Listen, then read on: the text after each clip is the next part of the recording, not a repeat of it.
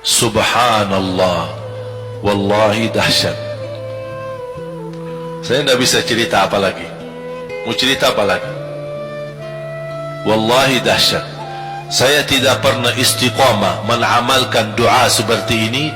Alhamdulillah, selalu terkabul. Bahkan nyata Allah kasih. Udah selesai. Wallahi jamaah sekalian, salawat kepada Nabi Muhammad bukan budaya, bukan kebiasaan, tapi amalan yang sangat manfaat buat keselamatan kita, kebahagiaan kita di dunia maupun di akhirat. Rasulullah sallallahu alaihi wasallam, yuhasibullahu al-'abida laisa bainahu wa bainahu turjuman. Allah akan hisab hamba-hambanya satu demi satu, bersatu dan tidak ada penerjemah. Jadi tidak bagi terjemah, translate. Ya Allah, saya tidak mengerti bahasa Arab, saya tidak mengerti bahasa, ya Allah, gimana ini, saya butuh translate atau benacara supaya bisa bantu saya lulus dari hukum. Tidak ada.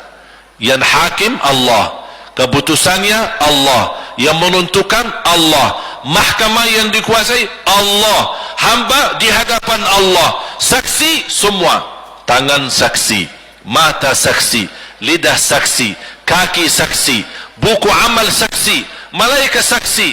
Bagaimana kita mau lari? Ditanya oleh Allah, hei hambaku, ingat enggak di malam itu, di tempat itu, kamu berlakukan dosa itu?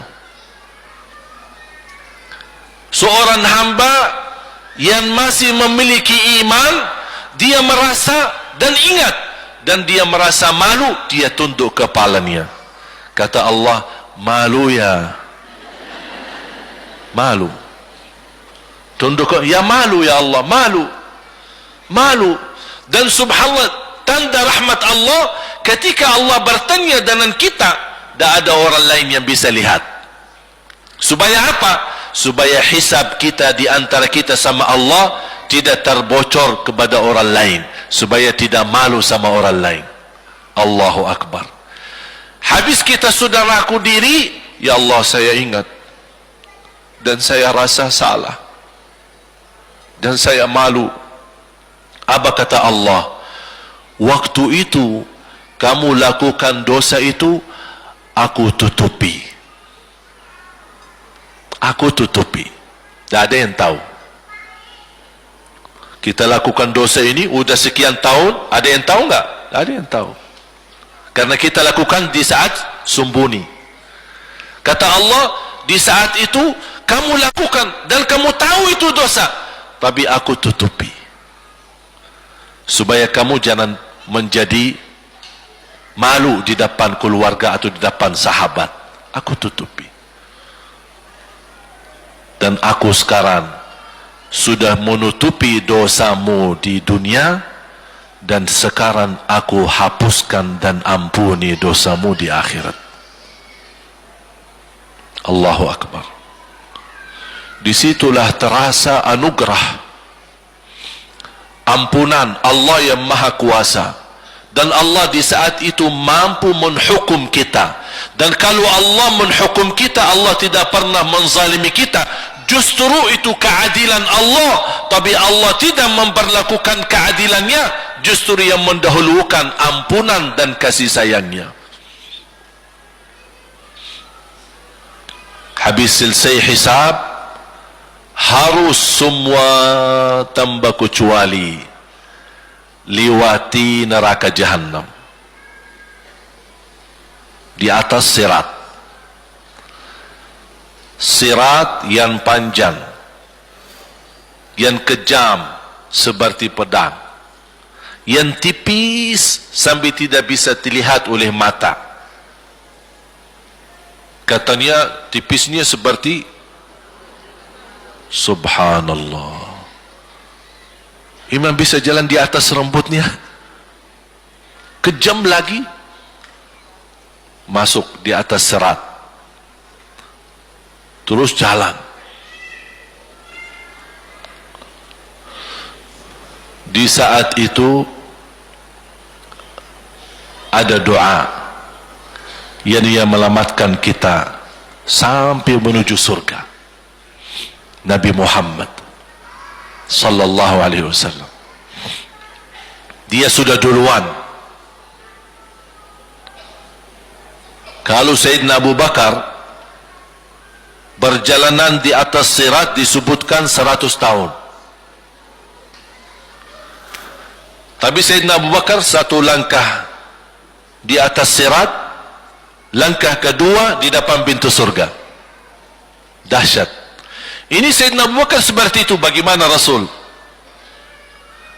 Rasul sudah menunggu di depan. Mulai manusia satu persatu jalan di atas sirat. Dan Rasul di saat itu sibuk berdoa, Allahumma sallim sallim, ya Allah selamatkan umatku, ummati ummati, ummati ummati, sampai mereka terselesai. Sampai di situ saja. Sebelum masuk surga ada berita gembira untuk umatnya Nabi Muhammad sallallahu alaihi wasallam. Tidak boleh ada yang masuk surga harus berjumpa dengan beliau dulu, pertama muka, dan disediain minum yang disebut air Al-Kautsar, dan di situ banyak gelas. Tinggal kita ambil gelas dan minum. Begitu kita mau ambil gelas dan minum, datang Rasul, jangan kamu minum langsung dari tanganku sendiri. Barang siapa yang minum dari tanganku tidak akan haus selama-lamanya. Allahu Akbar. Di situ terasa kemuliaan.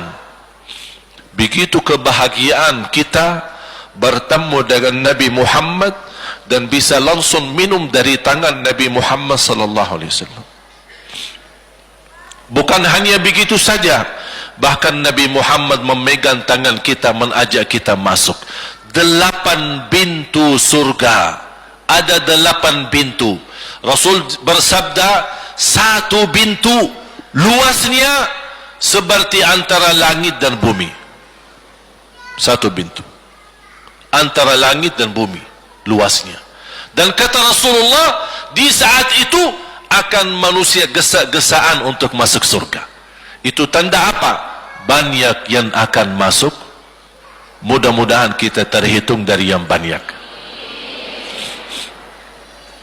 Begitu ahli surga masuk, kira-kira Rasul berhenti? Ahli surga sudah masuk, sudah aman? Tidak. Rasul balik lagi, keluar dan menuju dari langkah sirat yang pertama, melihat ada enggak ternyata ada di antara umatnya yang tersisa, yang dosanya terlalu banyak, gesa-gesaan di jalan, merangkak di jalan sampai jatuh di dalam neraka. Rasul mana mereka? Masuk ke neraka. Kata Allah subhanahu wa ta'ala melihat keadaan Nabi Muhammad SAW. Apa yang dibutuhkan lagi? Kata Rasul, ya Allah, saya tidak akan puas masuk surga sampai hamba-hambamu yang ada di neraka, umatku, diselamatkan. Allah subhanahu wa ta'ala mengizinkan Nabi Muhammad keluarkan dari neraka. Dia keluarkan. Sudah cukup ya Nabi Muhammad? Tidak cukup ya Allah, masih ada lagi. Diambil lagi, dikeluarkan, diambil lagi, dikeluarkan. Artinya dari umat Nabi Muhammad yang masih banyak dosanya, yang masih banyak kelewatannya sama Rasulullah, yang tidak pantas memberi kemuliaan kepada Rasulullah SAW, dapat pula syafaatnya Nabi Muhammad. Yang tidak pernah memberi tanda sayang dan cinta kepada Rasul, dapat rasa sayang dan cinta Nabi Muhammad SAW. Sampai kata malaikat Jibril, demi Allah saya melihat Nabi Muhammad mengambil manusia dari neraka Jahannam, diselamatkan dari siksa dan membawa mereka ke surga. Kata malaikat Jibril, sampai aku kira tidak ada lagi yang